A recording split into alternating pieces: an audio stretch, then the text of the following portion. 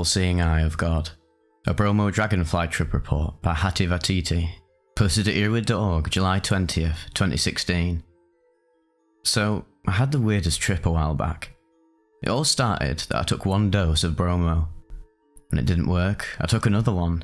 And when that didn't work, I took a third one. So, it didn't work.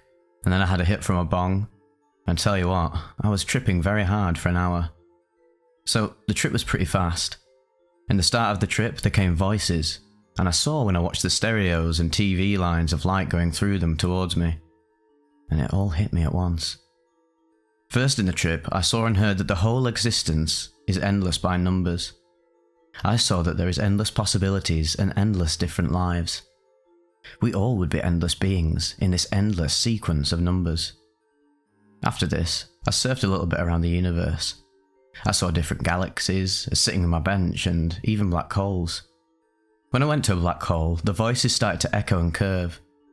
I saw that the black holes had a usage. Of course, it was all metaphors, but in the trip it became clear that those places were to people who would go to damnation. Those places were to people who wouldn't be liked in the endless existence. Their souls would be sent to black holes, and that would be the end of their existence. Then, of course, my trip took me to hell. I felt hell since my cramps echoed of the things happening in the trip. It didn't feel like my body was squeezed, but it was my consciousness, my soul that was squeezed harder and harder so that the pain amplified more and more.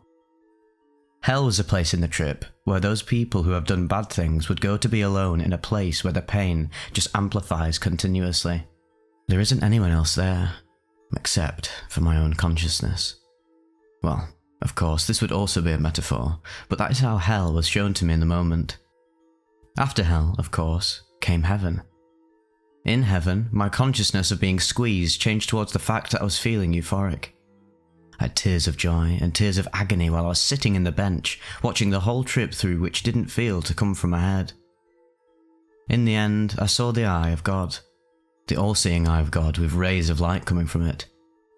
It was kinda like the same thing when in the First Contact movie Jodie Foster met the extraterrestrials and they came as the father of the character. Well, for me, the Godhead chose to come as the all-seeing eye of God. I also was a light, a halo. Above me, I saw heaven going to the left of me and hell to the right of me. After this, I had two flashbacks. One was when I was coming from Egypt back to Finland on an aeroplane. I heard Satan talking to me, which seemed to be something of a microcorg XL devil vocoder. It's pretty freaky.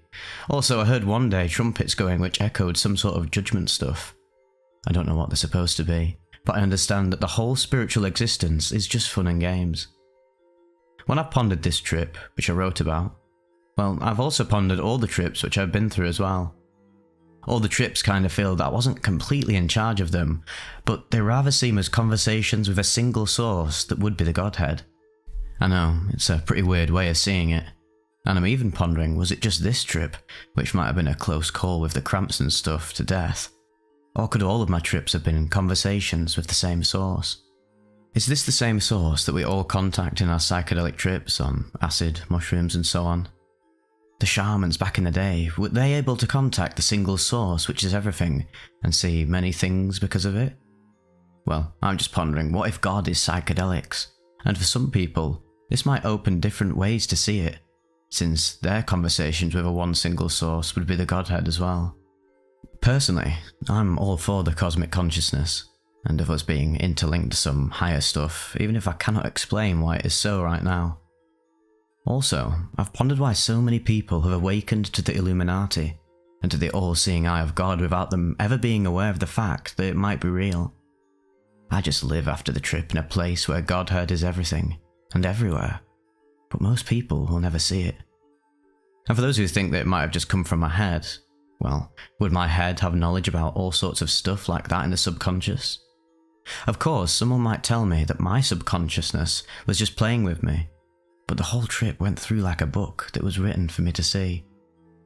I hope that people start to grasp the idea that maybe the trips are just conversations with higher beings. In my way of seeing it, well, there could be billions of different gods. There could be billions of different worlds. Hell, there could be billions of different afterlives. All of this, regardless though, would just come from one single source, and that would be God, Yahweh, Brahman, Allah, Tao, and so forth. Of course, in a sense, well, God could be the Trimurti of Hinduism, but I just rather see them as manifestations of Brahman, as the single source that it is. Namaste. So this is the first Bromo-Dragonfly report I've featured in quite a long time, to be fair. I've actually only ever featured 2 of them. Sometimes I feature trip reports that describe an experience they got from a tab-based substance, being quite similar to Bromo-Dragonfly. I think sometimes it's sold as 25 iron, even LSD, and that's a problem when you're buying tabs, isn't it, really? You don't actually really know what's going on with it unless you get a test kit, which I would highly advise if you want to keep yourself safe. You just don't really know what you're getting at the end of the day. Even a trusted supplier of these tools might one day just get a bad batch and not realise it. And you could have been your trusted dealer your whole life, and then you take Bromo-Dragonfly and then you ring him up like, yo, why am I still tripping like 3 days later? And he has no idea why. So yeah, this is a very potent hallucinogenic substance, and it's something that I don't think anyone should consciously try themselves at all. It's fair enough, obviously, if you accidentally took this when you bought a tab. I mean, what can you do about that? Again, reiterating the safety first, get the test kit, do all the bits that can ensure you're okay.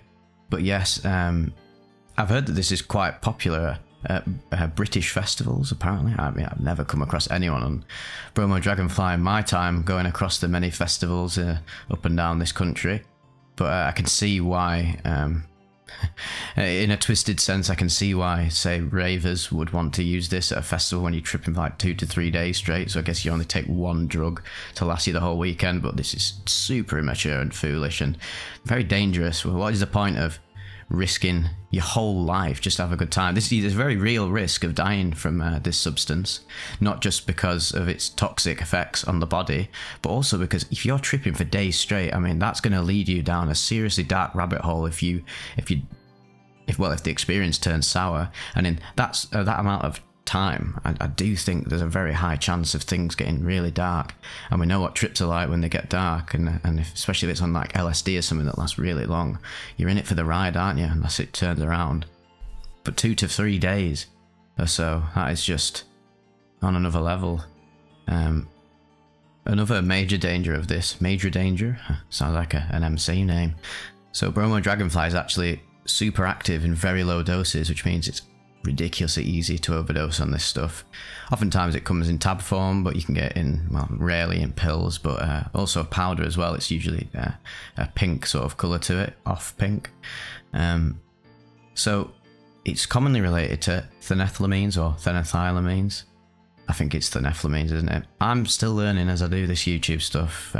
Find it funny when people say, oh, you got this completely wrong, the spelling of it, and I'm like, yeah, don't I know it, but it's too late once the video's out there. You just gotta roll with the punches. So it has a distinct structure and belongs to a class of substances called benzodiazepines or benzodiazepines. Yeah, that's really interesting. I actually didn't know that. I'm reading this off at schoolbeat.simru. Isn't Simru? That's somewhere to do with. Oh yes, police safeguarding the children of Wales through crime prevention education. Oh. Who said the police weren't good for anything?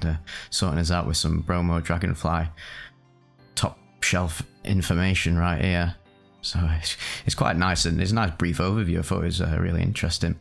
So what else is it saying here about this? Interestingly, B-fly was initially identified by the European Union's project through searches conducted in Italy, Norway, Belgium and Finland in 2008. However, first reported cases of recreational abuse can be traced back to 2001. It's typically sold online in the form of blotter paper, liquid, and less commonly as pills.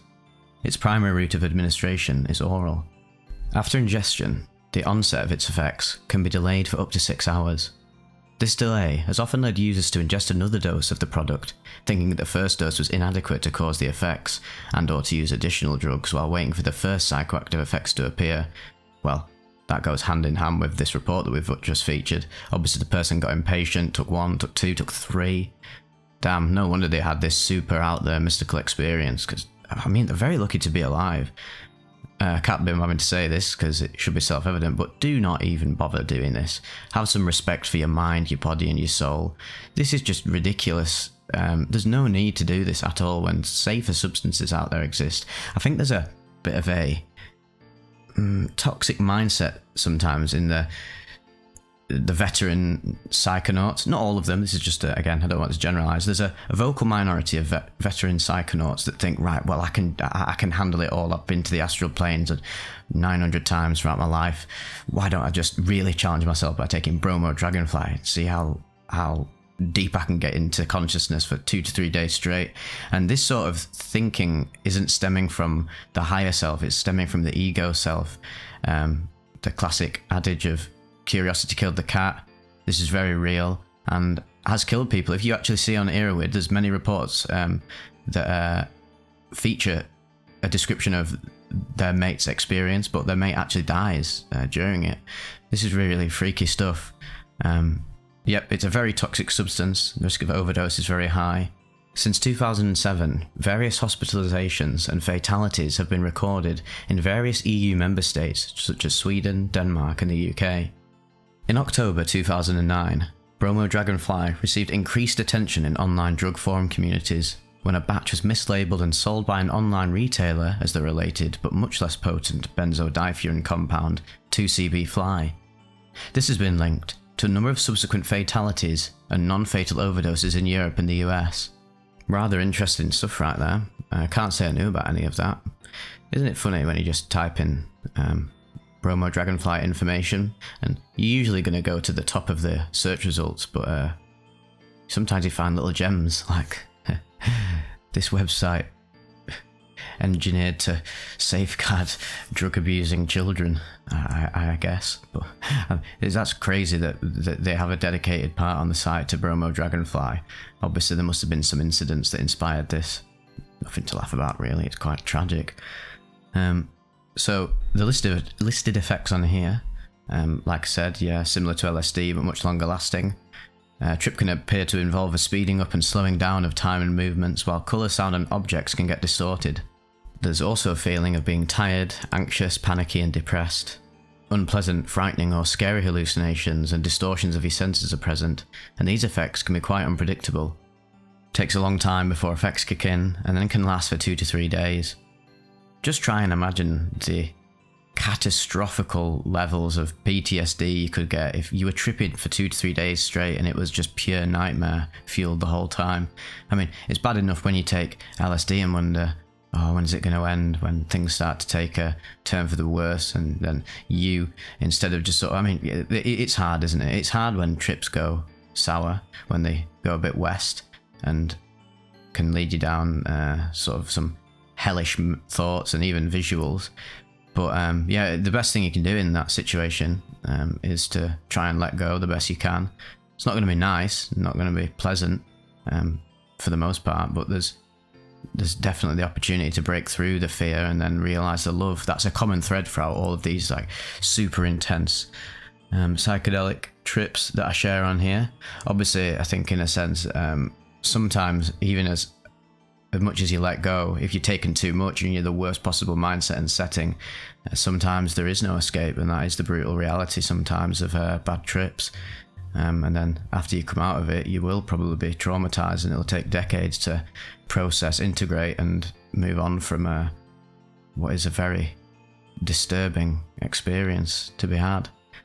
So if for some godforsaken reason you decide to take Bromo-Dragonfly and fancy the risk of completely derailing your whole life and possibly dying, which 100% do not recommend doing, to be fair, you've got these lovely effects to look forward to.